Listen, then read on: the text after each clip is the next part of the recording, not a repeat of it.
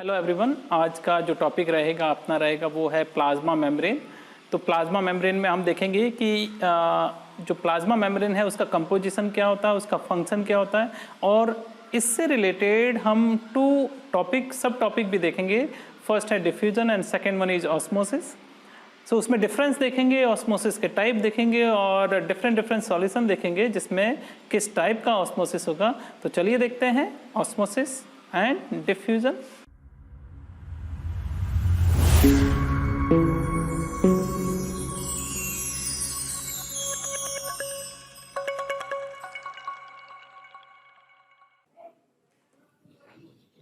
Hello, आज अपना जो टॉपिक रहेगा वो सेल का ही रहेगा और सेल में आज हम देखेंगे कि वेरी स्पेशल जो पार्ट है प्लाज्मा मेम्ब्रेन उसके बारे में बात करते हैं। तो नॉर्मली जब सेल की बात करते हैं तो उसको 3 पार्ट में अपन डिवाइड कर सकते हैं। First one is plasma membrane, okay. Second one is nucleus, जो कंप्लीट जो कंट्रोलर है सेल का, nucleus. And third one is cytoplasm, okay. तो ये जो है 3 मेजर पार्ट में अपन उस सेल को डिवाइड करेंगे और उसके बाद में अपन उसके कंप्लीट पार्ट को देखेंगे। तो इजी रहेगा कि हाँ कौन से पार्ट में क्या क्या उसके फीचर्स रहते हैं, क्या फंक्शन रहता है। तो आज का जो अपना वीडियो रहेगा वो totally based on plasma membrane. ये आज का वीडियो जो है प्लाज्मा मेम्ब्रेन के ऊपर रहेगा और प्लाज्मा मेम्ब्रेन में आज जो स्टडी करेंगे वो फर्स्ट वन रहेगा कंपोजिशन देखेंगे इन शॉर्ट, और फिर देखेंगे इन डिटेल फंक्शन। तो फंक्शन में काफ़ी डिटेल के अंदर अपन इसका स्टडी करेंगे कि ये जो है वो कैसे वर्क करता है, और फंक्शन में काफ़ी सारे इसके फंक्शन हैं उसको भी देखेंगे, और उसके बाद में ऑस्मोसिस और डिफ्यूजन जो प्रोसेस है उनको इन डिटेल देखेंगे, क्योंकि जितना भी ट्रांसपोर्टेशन है वो 2 मेथड के द्वारा होता है। First one is diffusion and second one is osmosis. तो चलिए देखते हैं प्लाज्मा मेम्ब्रेन। तो फर्स्ट वन जो अपना टॉपिक है वो है प्लाज्मा मेम्ब्रेन।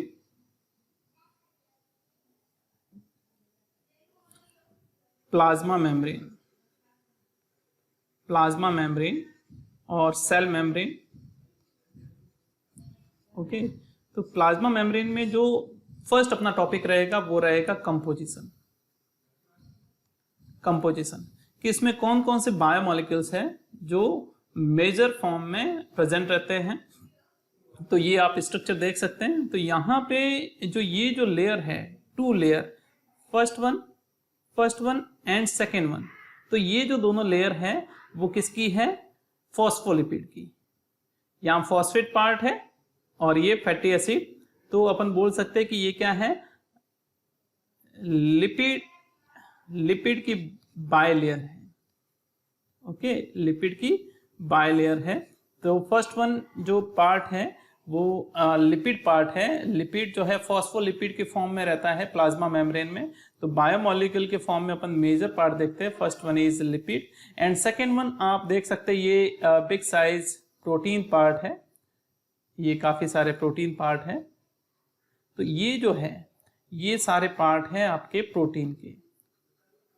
जब 9th क्लास के अकॉर्डिंग बात करते हैं बायोमोलिक्यूल की, तो 2 मेजर कंपोनेंट अपन देख सकते हैं। First one is lipid and second one is protein, okay. इसके अलावा काफी माइनर पार्ट भी होते हैं, जैसे ये चेन है तो ये कार्बोहाइड्रेट की चेन है, तो कार्बोहाइड्रेट की भी प्रेजेंस रहती है, लेकिन उसका जो अपन कह सकते हैं माइनर कंपोनेंट के फॉर्म में अपन उसको देख सकते हैं। लेकिन जो मेजर कंपोनेंट है ओनली 2, प्रोटीन एंड लिपिड। तो कंपोजिशन की बात करते हैं तो मेम्ब्रेन जो है वो प्रोटीन और लिपिड से बनी होती है, okay. Now membrane means protein and lipid, okay.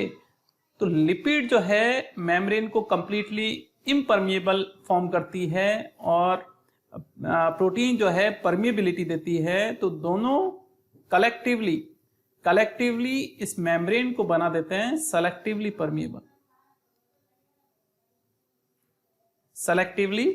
Permeable, okay जो मेम्ब्रेन जो है वो सेलेक्टिवली परमिएबल होती है, किसके कारण होती है? The presence of protein and presence of lipid.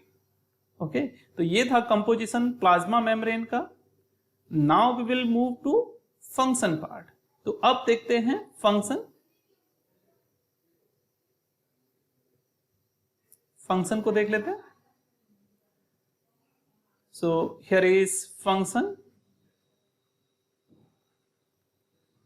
Function of plasma membrane. तो फर्स्ट वन जो फंक्शन रहता है ये रहता है कि जो प्लाज्मा मेम्ब्रेन जो है वो सेपरेट करता है किसको? इंट्रासेलुलर कंपोनेंट्स और एक्स्ट्रा सेलुलर कंपोनेंट्स को। तो it separate intra and extra cellular material, extra cellular materials. Okay ये जो सेपरेट करता है intra and extra. Intra means inside the cell के अंदर जो भी मटेरियल है और आउटसाइड द सेल है, उन दोनों को सेपरेट कौन करता है? इंटरनल एनवायरनमेंट और आउटर एनवायरनमेंट को सेपरेट कौन कर रहा है? Plasma membrane. Second one is this one is outer most layer, तो अपन कह सकते हैं प्रोटेक्शन। इसका फंक्शन एक प्रोटेक्शन भी रहेगा। Third one here is presence of lipid and protein. इस मेम्ब्रेन के ऊपर प्रोटीन और लिपिड की प्रेजेंस के कारण ये जो है प्रोवाइड करता है provide site for metabolic reaction और बायोकेमिकल रिएक्शन। ओके तो ये जो है इस पे काफी सारी मेटाबॉलिक रिएक्शंस भी होती है। और last one very important function is it participate in transportation. ये बहुत इंपॉर्टेंट है ट्रांसपोर्टेशन। ये पार्टिसिपेट किसमें करता है? ट्रांसपोर्टेशन। जितने भी मटेरियल है सेल के थ्रू जैसे रिलीज करना कोई वेस्ट मटेरियल, तो किसके थ्रू ट्रांसपोर्ट होंगे, किसके थ्रू रिलीज होंगे? सेल मेम्ब्रेन के थ्रू। अगर कोई रिक्वायर्ड मटेरियल है तो इनटेक किसके थ्रू होंगे? सेल मेम्ब्रेन के थ्रू। तो यहां पे सबसे इंपॉर्टेंट जो प्रोसेस है वो है ट्रांसपोर्टेशन। मेम्ब्रेन की जब बात करते हैं तो सबसे इंपॉर्टेंट इसका जो फंक्शन है वो है ट्रांसपोर्टेशन। और ट्रांसपोर्टेशन को समझने के लिए अपने को 2 मेथड समझना बहुत जरूरी है, क्योंकि इन 2 मेथड्स के थ्रू जितना भी ट्रांसपोर्टेशन होता है वो प्रोसीड किया जाता है। तो first one is diffusion. First one process is diffusion and second one is osmosis. Diffusion and osmosis इन दोनों को समझना बहुत जरूरी है। तो फर्स्ट अपन लेते हैं डिफ्यूजन। तो डिफ्यूजन का सिंपल मीनिंग होता है कि हाई कॉन्सेंट्रेशन, जैसे हाई कॉन्सेंट्रेशन है किसी भी मॉलिक्यूल्स का, तो वो मूव किस तरफ करता है? लो कॉन्सेंट्रेशन की तरफ। ओके सपोज आप देख सकते हो कि इन लंग्स ऑक्सीजन की कॉन्सेंट्रेशन ज्यादा है, तो वो क्या करेगा? ऑक्सीजन जो है वो ट्रांसफर हो जाएगा ब्लड में, क्योंकि ब्लड के अंदर ऑक्सीजन की कॉन्सेंट्रेशन कम है। तो high concentration to low concentration, तो ये किसके थ्रू हो रहा? डिफ्यूजन के थ्रू। ओके तो यहाँ पे आप डिफ्यूजन का अदर एग्जांपल भी दे सकते हैं। यहाँ पे बहुत सिंपल एक एग्जांपल दे रखा है कि अगर एक फ्लास्क है जिसके अंदर वाटर भरा हुआ है और आप इंक के 2-3 ड्रॉप्स डालोगे, तो वो इंक के मॉलिक्यूल जो है वो क्या हो जाएंगे? कंप्लीटली स्प्रेड हो जाएंगे, फैल जाएंगे पूरे वाटर में। तो ये जो प्रोसेस है, क्योंकि यहाँ पे इस ड्रॉप की बात करें, इंक की ड्रॉप की बात करें, तो यहाँ पे इंक के मॉलिक्यूल्स की हाई कॉन्सेंट्रेशन है, यहाँ पे बहुत लो है। तो सपोज करो यहाँ की बात करो तो यहाँ पे भी ज्यादा है, तो वो क्या करेंगे? सब तरफ मूव करेंगे, क्योंकि बाकी सब जगह क्या है? उसके मॉलिक्यूल्स कम है, तो वो सब जगह मूव करेंगे and then it convert into homogenized type of solution. तो सारी जो इंक के मॉलिक्यूल है वो सब तरफ स्प्रेड हो जाएंगे और इक्वल नंबर ऑफ मॉलिक्यूल्स जो है चारों तरफ फैल जाएंगे। तो ये होता है डिफ्यूजन प्रोसेस। एक और एग्जांपल दे रखा है यहाँ पे, कोई डाई है, डाई कोई भी इंक भी हो सकती है, जिसको वाटर के अंदर आप जैसे ही ड्रॉप वाइज डालोगे तो यहाँ पे आप देख सकते हैं कि जो इंक और डाई के जो मॉलिक्यूल्स है बहुत ज्यादा है। अब वो मॉलिक्यूल्स क्या करेंगे? सब तरफ मूव करेंगे। तो ये सब तरफ मूव करेंगे एंड देन ये क्या कंडीशन हो जाएगी? Homogenize condition. तो ये होता है diffusion from high concentration to low concentration. इस तरह इसका मूवमेंट होता है। आप जैसे साइकिल में हवा भरते हो तो उसका भी आप ये एग्जांपल ले सकते हो, या फिर आपके जैसे घर में जो एलपीजी का सिलेंडर होता है उसमें अगर लीकेज है तो वो कंप्लीटली आपके रूम में और इसकी स्मेल आने लग जाएगी। तो वो किस प्रोसेस के कारण वो सब जगह फैल रहा है, वो एलपीजी की जो गैस है वो सब जगह कैसे फैल रही है, with the help of diffusion. और एग्जांपल आप देखना चाहते हो तो परफ्यूम आप जैसे आप लगाते हो तो वो क्या करता है, सब जगह उसकी जो है स्मेल जो है वो फैल जाएगी, सुगंध जो है फैल जाएगी। तो वो भी एक एग्जांपल अपन बोल सकते हैं डिफ्यूजन का।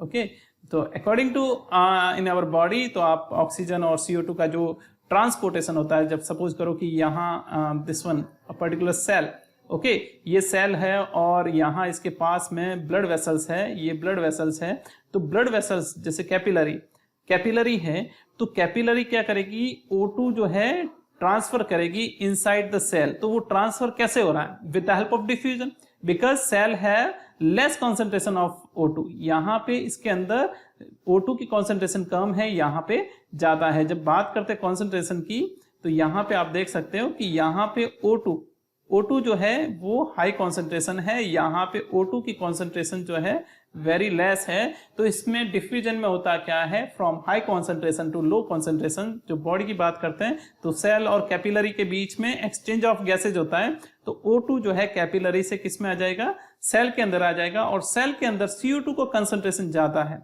सेल के अंदर CO2 as a waste material inside the cell, तो ये CO2 का कॉन्सेंट्रेशन ज्यादा है और यहाँ पे CO2 का कम है, यहाँ पे CO2 का कम कॉन्सेंट्रेशन है। तो CO2 क्या करेगा, मूव करेगा फ्रॉम सेल टू ब्लड। तो ये जो प्रोसेस होता है इसको बोलेंगे अपन diffusion process. Okay, next one we will move to next osmosis process. अब देखते हैं ऑस्मोसिस प्रोसेस को जब भी अपन देखते हैं तो यहाँ पे हाई कॉन्सेंट्रेशन किसका होना चाहिए, हाई कॉन्सेंट्रेशन ऑफ सॉल्वेंट, या तो आप सॉल्वेंट बोल सकते हैं। और बायोलॉजी में मोस्टली अपन यूज करते हैं वाटर, क्योंकि बॉडी में जो सॉल्वेंट रहता है वो वाटर, ओनली वाटर के फॉर्म में रहता है। तो डायरेक्टली आप लिख सकते हैं high concentration of water. High concentration of water जो है वो वाटर का मूवमेंट होगा किस तरफ होगा, लो कॉन्सेंट्रेशन, इस तरफ लो कॉन्सेंट्रेशन है किसकी, वाटर की और सॉल्वेंट की, सॉल्वेंट और वाटर। तो यहां पे भी हाई से लो की तरफ मूव कर रहा है, लेकिन यहां पे ओनली वाटर पार्ट कर रहा है, only water can move. Okay, other type of जो कंपोनेंट है वो मूव नहीं कर पाएंगे, ओनली वाटर कैन मूव। तो यहां पे आप देखोगे कि बीच में जो है एक very special type of semi permeable membrane जो होगी, यहां पे सेमी परमिएबल मेम्ब्रेन होगी और उसके थ्रू ओनली क्या मूव कर सकता है, ओनली वाटर मॉलिक्यूल, और we can say only solvent part can move. Okay, तो ये था ऑस्मोसिस। तो एक एग्जांपल देख लेते हैं। यहां पे आप देखिए कि 2 सॉल्यूशन है, here is solution A and solution B. ये 2 टाइप के सॉल्यूशन है।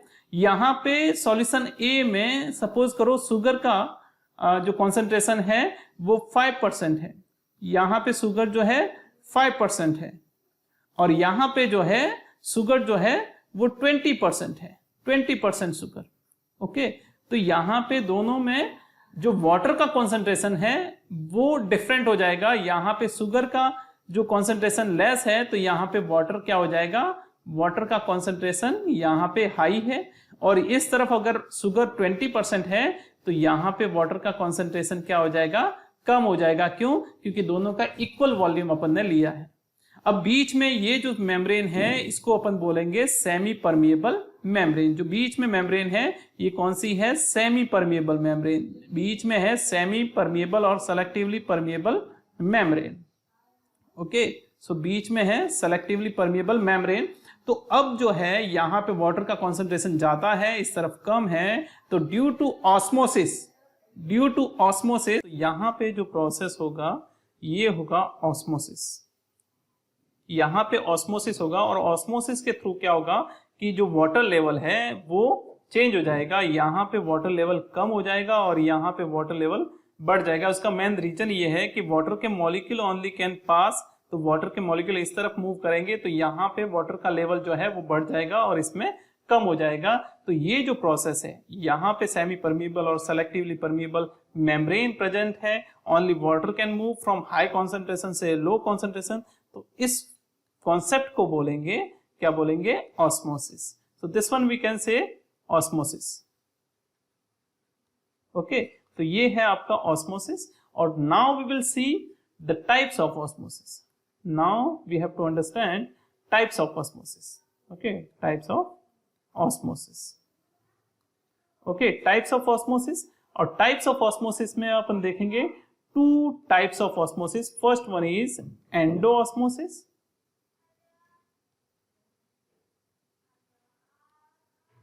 and second one is exoosmosis.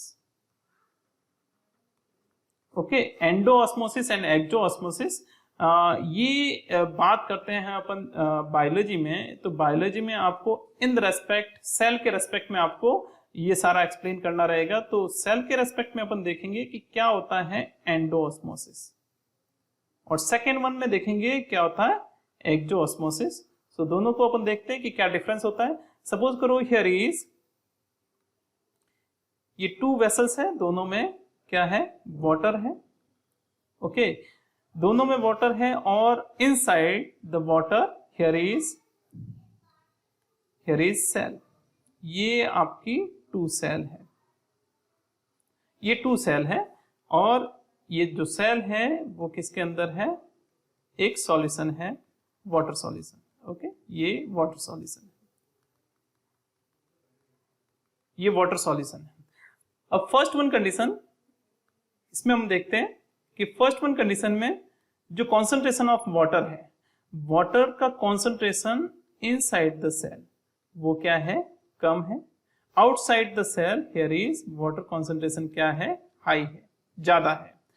Second condition में हम देखेंगे कि वाटर का कॉन्सेंट्रेशन इनसाइड द सेल जो है वो हाई है, आउटसाइड द सेल वाटर का कॉन्सेंट्रेशन क्या है, कम है। तो अब अपने को देखना है फ्लो ऑफ वाटर।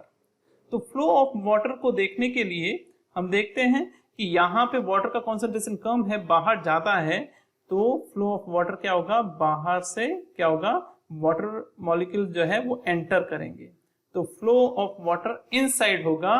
तो इस कंडीशन को बोलेंगे एंडोऑस्मोसिस, इस कंडीशन को बोलेंगे एंडोऑस्मोसिस।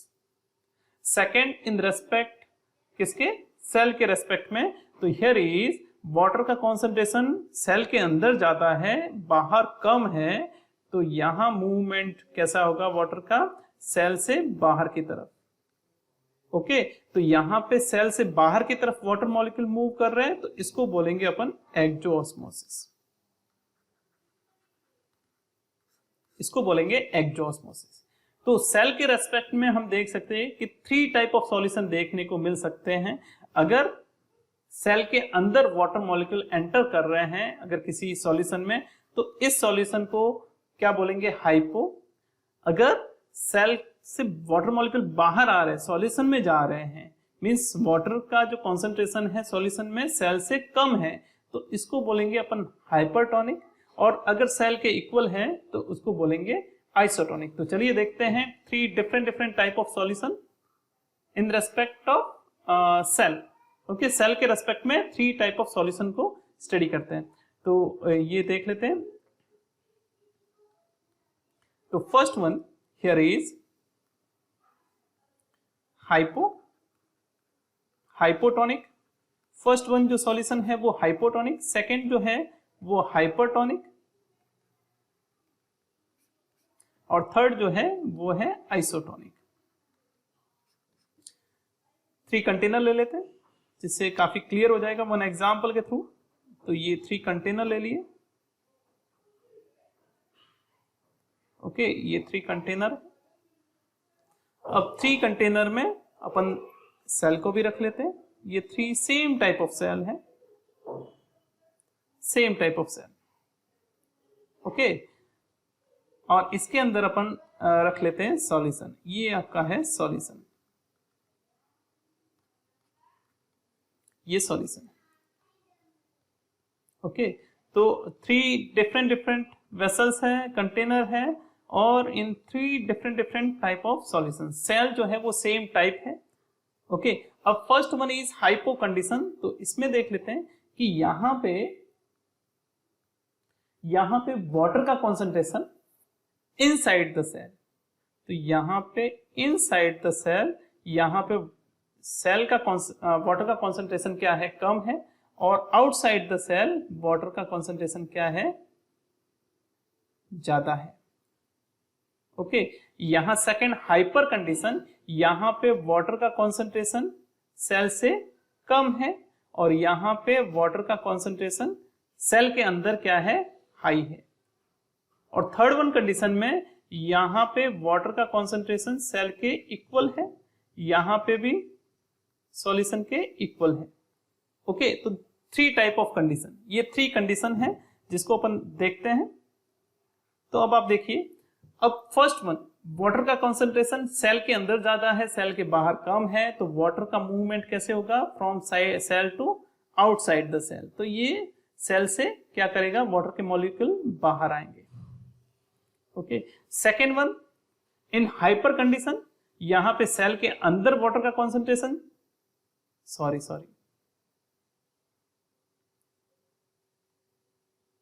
1 मिनट,